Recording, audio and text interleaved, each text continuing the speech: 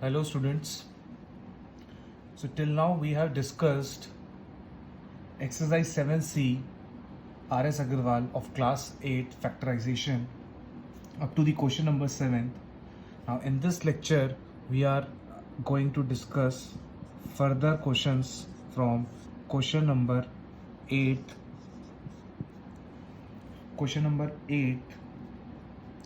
to 14. So now let us see what is the question number 8. What is the question number 8? Okay. So question number states that 9m square plus 24m plus 16.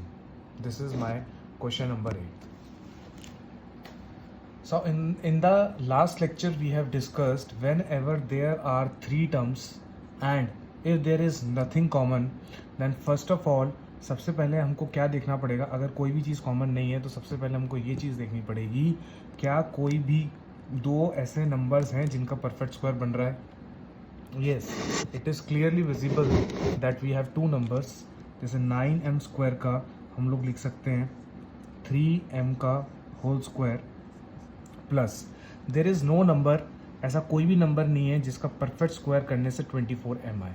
Is there any number? No, there is no number. Okay, so हम लोग क्या करेंगे, एक blank छोड़ेंगे number बड़ा सा and हम 16 को लिखेंगे 4 का होल स्क्वायर. 16 को क्या लिखेंगे हम? 4 का whole square. Now in this 24m को हम क्या लिखेंगे? 2 into 3m into 4. 2 into 3am. सो वापस एक बार मैं बता रहा हूँ, क्या ये इस चीज़ के अंदर बैठ जाएगा? बिल्कुल बैठ जाएगा. So it is equal to a plus B का whole square. It is equal to a plus B का होल स्क्वायर. यहाँ पे a क्या है? 3m और b कितना है मेरा? 4. So my answer is 3m plus 4 का whole square. This is my answer. This is my answer.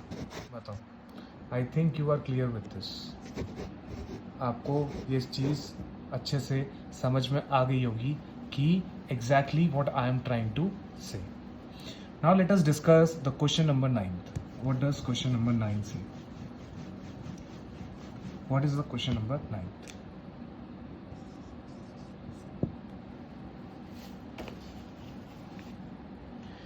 It is z square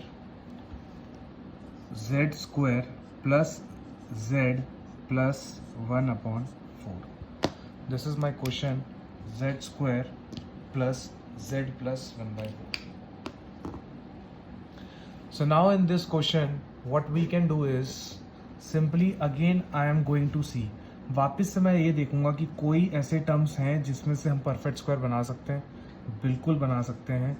z square plus dash plus 1 upon 2 का स्क्वायर. सो 2 इंटू जेड, सॉरी एक second, yes ठीक है. सो 2 into Z into 1 upon 2. So if you solve तो ये 2 cancel हो जाएंगे तो z बन गया. So I can write like this. So this is my a square, this is my b square. So I can write z plus 1 upon 2 का square. z plus 1 upon 2 का whole square. So I hope you are clear with this question also. So now let us discuss the question number 10. अब हम देखते हैं question number 10 क्या है.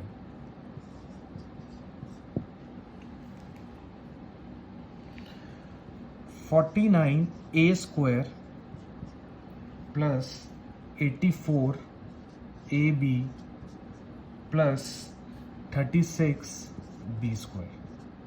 This is my question. Now I am giving you few seconds to analyze the question because I have done 9 questions and on the same procedure, same methodology, the question is question number 10. So I think you can do this question. So I am just giving you few seconds, use your mind.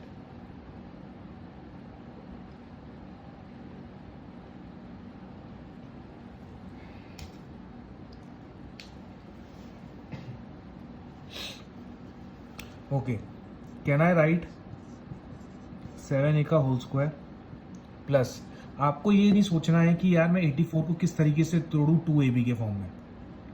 अपने आप मुझको a मिल रहा है, अपने आप मुझको b मिल रहा है। अब मैं इसको सेट कर दूं 2ab, 2 7 14, 14 6 84ab, अपने आप मिल गया। तो आपको कुछ सोचने की जरूरत ही नहीं है, यू विल गेट ऑटोमेटिक। इसका फाइनली आंसर क्या होगा 7a प्लस 6b का होल स्क्वायर। इजी था। So this is how you have to solve it. I think you are clear with this question. So now let us move to the question number 11th. Okay.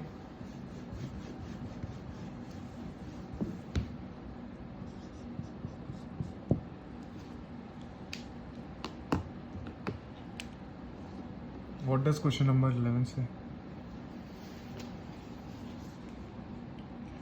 P square minus 10p plus 25. Okay, I am giving you few seconds to analyze the question. Please think about it. अब इस question में आपको ये ध्यान रखना है कि सारी टर्म्स पॉजिटिव नहीं है।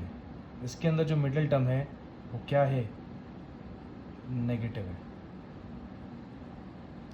मिडिल टर्म क्या है, नेगेटिव है। तो अब अगर हम चेक करें, वापस से हमको a स्क्वायर और b स्क्वायर तो निकालना ही है। क्या कोई दो टर्म्स हैं जिसका परफेक्ट स्क्वायर बन रहा है? बिल्कुल है, फर्स्ट टर्म और third term. Second term 2ab पे सेट कर रहा है, बिल्कुल कर रहा है। तो पर ये फॉर्म क्या एक्वायर कर रहा है, क्या कर रहा है ये, it is acquiring the form of a square minus 2ab plus b square. So now in this question the identity is changed. Now we have a minus b का whole square is equal to a square minus 2ab plus b square. So now I am proceeding, please watch it carefully. इसको आप क्या लिख सकते हो, p का whole square minus I don't know what is to come plus 5 का square, तो 2ab,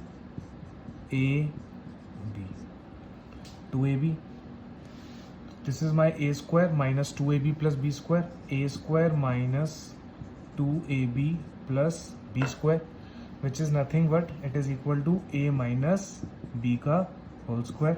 algebraic expression में पढ़ा था, a मेरा यहाँ पर क्या है p, b मेरा क्या है यहाँ पर 5। तो मैं क्या कह सकता हूँ कि मेरा आंसर हो जाएगा p माइनस 5 का होल स्क्वायर।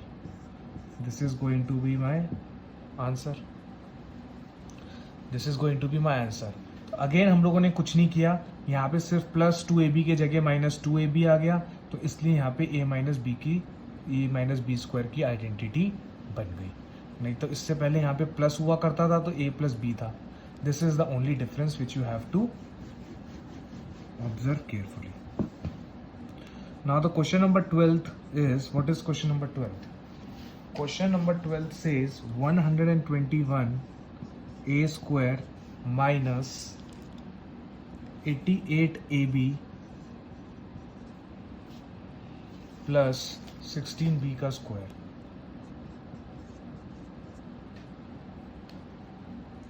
अब मैं थोड़ा सा फास्ट कर रहा हूँ, शायद आप लोगों को समझ में आ जाएगा।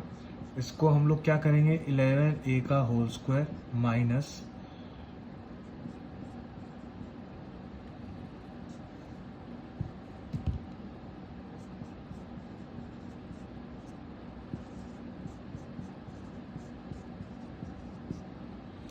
ठीक है, this is the answer 11a minus 4b का square. This is the answer. इस फर्स्ट टर्म का परफेक्ट स्क्वायर, थर्ड टर्म का किया और 2ab के साथ बैठ गया। 2 11 22, 22 into 4 88। So this is my answer.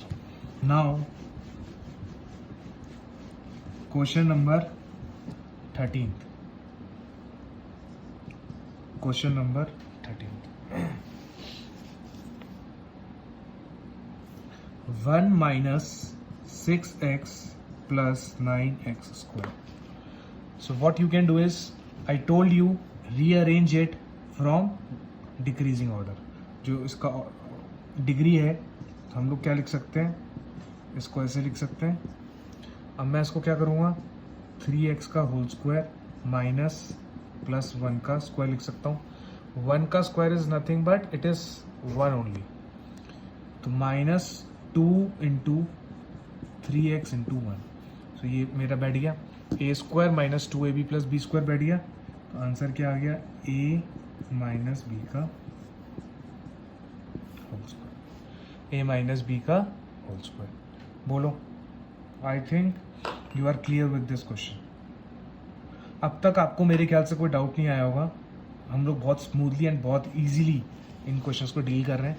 If you have any kind of problem you may ask by commenting in the given comment box. So now last question of the lecture, question number 14. Question number 14 अगर हम देखें, what is the question number 14? 9y square minus 12y plus 4. Now in this question what we are going to do is 3y का square minus, fill in the blanks, 2 का square, so 2ab, 2ab. so ये आ जाएगा नहीं आ जाएगा, 3 2 6, 6 2 12. इसकी कोई value नहीं, मतलब we can reduce it in the form of a minus b का whole square. So can I write 3y minus 2 का square, 3y minus 2 का square. So this is my answer. So I hope you are clear with these type of questions. We have discussed it very elaborately how we have to solve these questions. So from question number 8 to question number 14, I hope you are clear with these questions. So if you like the video, please let us know our methodology. आपको समझ में आया या नहीं आया, पहले से आपके अंदर इम्प्रूवमेंट है या नहीं है. If you want us to come with more questions, we may come, but please let us know. Thank you so much. Your comment values more than anything. Thank you.